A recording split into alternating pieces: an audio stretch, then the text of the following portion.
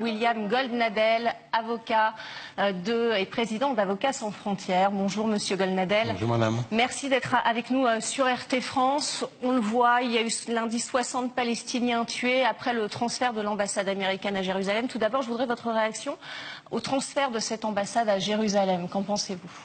Écoutez, ce n'était pas très surprenant que le président Trump finisse par entériner une décision qui avait été prise il y a bien longtemps par le Sénat américain de transférer l'ambassade qui était à Tel Aviv, de la transférer à Jérusalem. C'était une mesure, c'était pour des raisons de sécurité qu'il ne le faisait pas.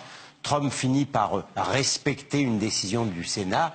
Il n'y a pas de quoi s'en scandaliser. Vous dites pour des raisons de sécurité, est-ce que ce n'était pas non plus pour des raisons de contexte justement très tendu entre... Ça n'est pas à exclure, mais lorsque un président décide de s'affranchir finalement de certaines craintes, qu'elles soient diplomatiques ou sécuritaires, pour pouvoir respecter la décision d'un Parlement, je trouve que c'est plutôt bien du point de vue américain et je n'arrive pas à être spécialement surpris que l'Amérique considère que ce soit Jérusalem, compte tenu des liens entre le peuple juif et Jérusalem depuis des millénaires, qui soit la capitale, qu'avait décidé de se choisir l'État d'Israël à ses créations. Oui. D'autant plus que c'est unilatéralement. Après, il y a un processus qui avait décidé de 2 États. Ce processus est mort, selon vous? Ça fait longtemps qu'il a du poids dans l'aile, notamment en raison de mon point de vue, par un irrédentisme palestinien qui n'arrive pas à se convaincre que sur une partie d'une portion de la Palestine à déterminer, il pourrait y avoir un État pour le peuple juif. Tant que les Palestiniens, quels qu'ils soient, n'arrivent pas à se décider, je ne vois pas très bien comment on pourra avancer.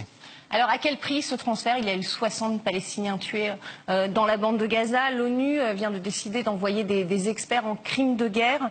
Quel est votre sentiment? Bon, d'abord, je ne suis pas très impressionné à ce que peut décider l'ONU. L'ONU, dans 90% des cas, condamne rituellement Israël. Ça n'a rien d'étonnant. Je ne suis pas sûr qu'il faille faire un lien automatique entre la décision du transfert de Trump et ces manifestations, puisque vous savez très bien que ces manifestations ont pour but avoué d'exercer cet improbable droit du retour qui signifierait en vérité la mort de l'État juif des Palestiniens de Gaza vers Israël pour retrouver leurs antiques maisons. C'est une succession d'événements, on va dire, une coïncidence. C'est une succession d'événements, mais je ne pense pas qu'il faille reprocher à Trump cette chose-là, puisque ça avait été décidé par le Hamas il y a déjà plusieurs semaines. Alors, Trump a décidé du transfert, mais Israël a décidé d'une riposte assez ferme, tirée à balles réelles sur des populations civiles. Ça vous paraît justifié? N'allez pas vite trop en besogne, s'il vous plaît, pour qualifier ces gens-là, ces 60 personnes, de population civile.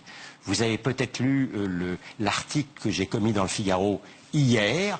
Je constate simplement que d'après l'AFP, je ne sache pas que l'AFP soit spécialement inféodé aux thèses israéliennes, l'un des principaux responsables du Hamas palestinien, la personne de Salah Bardawil, a reconnu que 50 des 62 victimes étaient membres du Hamas, organisation, je vous le rappelle, terroriste aux yeux et des États-Unis et de la communauté européenne. Vous ajoutez à cela les 2 du djihad islamique. Vous en avez maintenant 52 sur 62, pardon pour cette comptabilité morbide, mais ça n'est pas la mienne.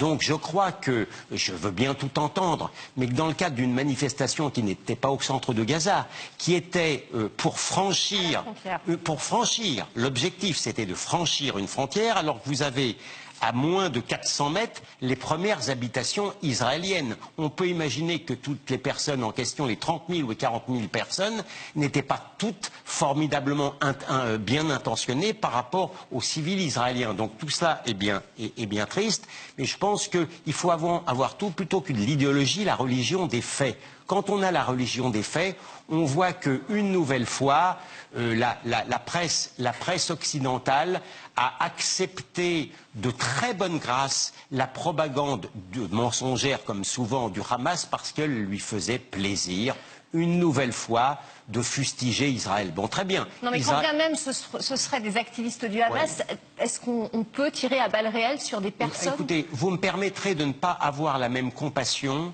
si ce sont des terroristes du Hamas que si ce sont des civils bien intentionnés. Pardon, mais dans ma hiérarchie compassionnelle, ça n'est pas exactement la même chose, d'autant plus que ces gens-là ont été avertis dûment à l'avance que si jamais ils allaient sur le no man's land, ils leur en cuiraient. Donc, pardon, je ne vais pas faire œuvre de contrition pour des terroristes du Hamas. Vous dites que la décision américaine avait été décidée depuis longtemps par le Sénat américain, ce transfert de l'ambassade à Jérusalem, mais très peu soutenu finalement par la communauté internationale, on le voit.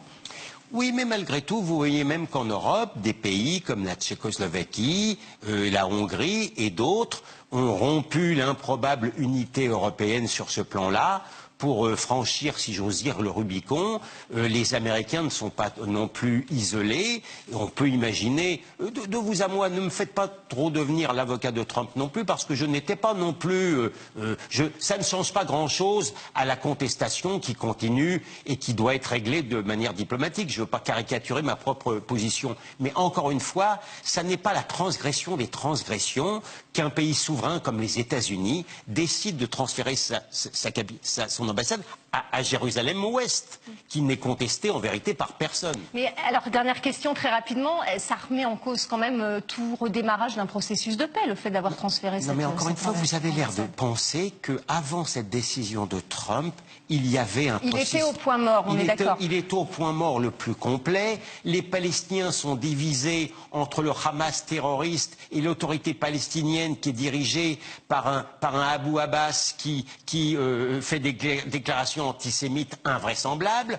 Pardon de le dire, mais ça n'est pas Trump qui a achevé. Disons que Trump a pris un parti plutôt pro-israélien, ce qui semble déranger, alors que lorsque Obama était dans un parti plutôt pro-palestinien, personne ne le lui reprochait. C'est quand même étrange. Merci en tout cas, Monsieur Goldnadel, d'avoir répondu à nos questions sur RT France.